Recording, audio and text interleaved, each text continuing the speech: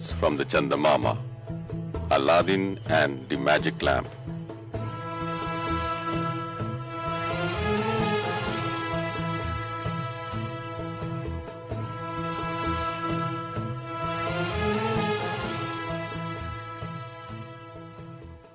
A long time ago in China, there lived a boy called Alladin.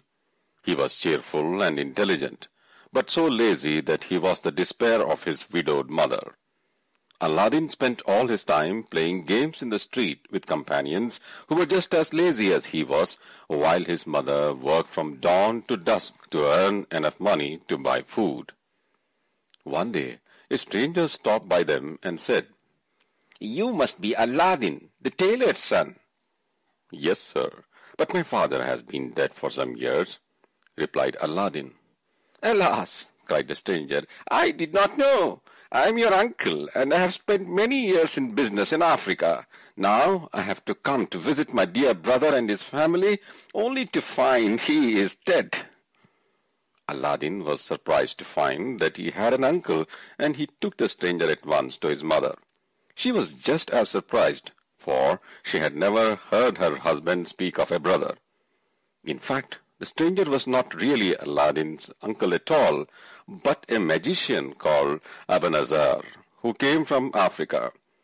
Ebenezer told Alladin's mother that he was delighted to have found them at last. "I have enough money to keep all of you in comfort for the rest of our lives," he said. Next day he took Alladin to the tailor's and bought him new clothes. He bought new clothes for Alladin's mother and the best food that was sold in the market. "Alladin," said the magician, "there is just one thing I would like you to do for me in return." "What is it, uncle?" asked Alladin. "I will do it with pleasure."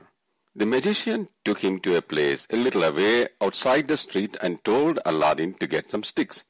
He set light to the sticks, poured some incense into the blaze, and muttered some magic words.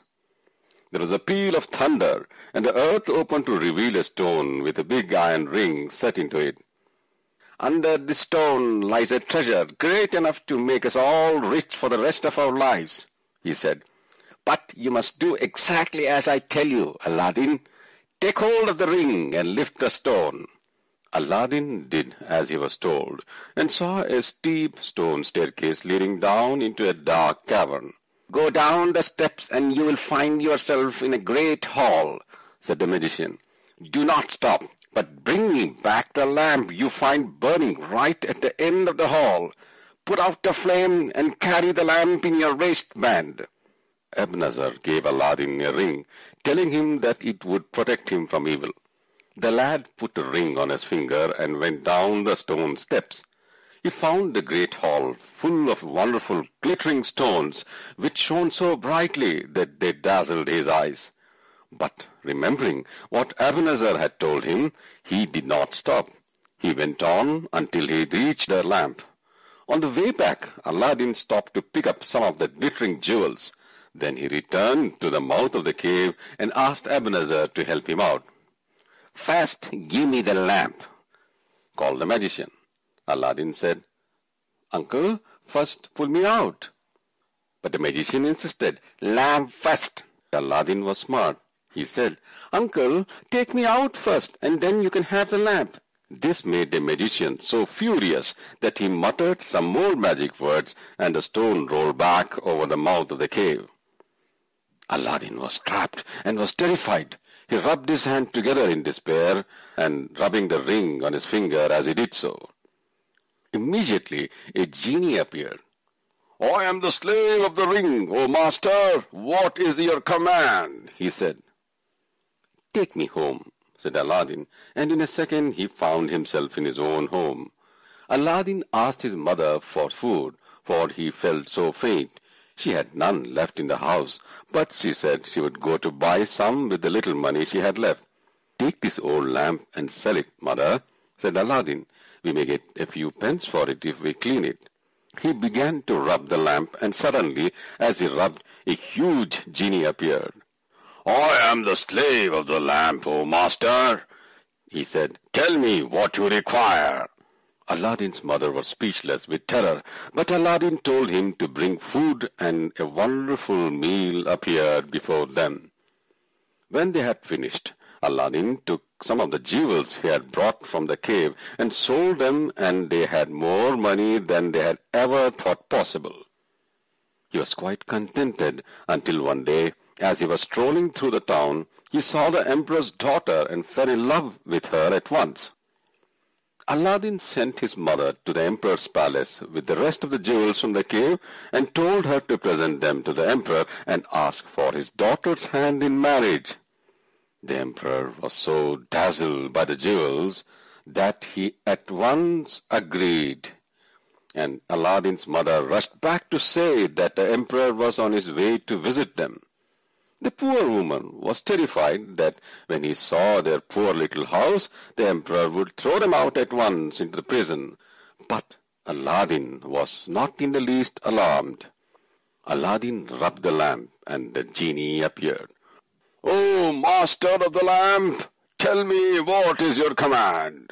Alladin told the genie that he needed a huge palace at once, just outside the city, and a guard of honor to welcome the emperor. All was done as Alladin had commanded, and the marriage was celebrated at once. The delighted princess settled down happily with her new husband, and for several years all went well. One day Alladin was out hunting, and the princess heard a voice in the street calling out, "New lamps for old."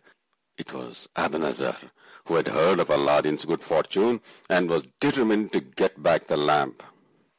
The princess remembered the dirty old lamp which her husband kept, and thought how nice it would be to surprise him with a clean new one. So she took the lamp down to the magician. Ebenezer snatched it eagerly, summoned the genie, and had Alladin's palace and the princess carried to the middle of Africa. When Alladin returned, palace and princess were nowhere to be found. When the emperor heard of this, he threatened to cut off Alladin's head unless his daughter returned safely. Alladin did not know what to do, for he had no idea where his palace had gone to. But he accidentally rubbed the ring on his finger, and the genie of the ring appeared. Eagerly, Alladin ordered him to bring the palace and the princess back, but the genie of the ring was not powerful enough to do this. However, he took Alladin to the princess. When she saw him, she was overjoyed. Alladin told her to get the lamp, but she replied that the magician always kept it tucked in his waistband. Alladin told the princess to invite the magician to a great feast and gave her a sleeping potion to put in his wine. No sooner had the dinner finished than he was fast asleep, and Alladin pulled the lamp from his waistband. He rubbed the lamp, and the genie appeared once again. "O master of the lamp, tell me once again, what is your command?" Alladin ordered the genie that his palace should be returned to China. When next day the sorrowing emperor looked out of his window, he saw Alladin's palace back in its former place. The emperor was quickly reunited with his daughter, and Alladin and the princess lived happily ever after.